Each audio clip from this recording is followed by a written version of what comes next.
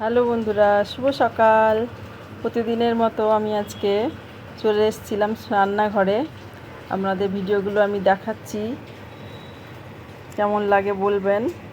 আজকের আমার রান্নাঘরের ভিডিওটা ভালো লাগলে লাইক এবং সাবস্ক্রাইব করবেন।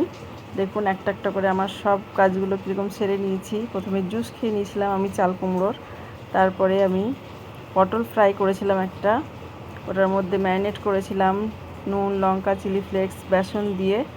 ওটাকে আমি প্রথমে হালকা করে ভেজেও নিয়েছিলাম। সঙ্গে আমার ছিল একটা মিক্স সবজি ভাতের সঙ্গে।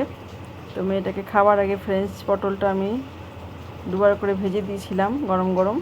আর সঙ্গে ছিল আমার ডবল ডিমের একটা পোচ, পাশেই ভাজছিলাম, সেটাও আপনাদের দেখালাম।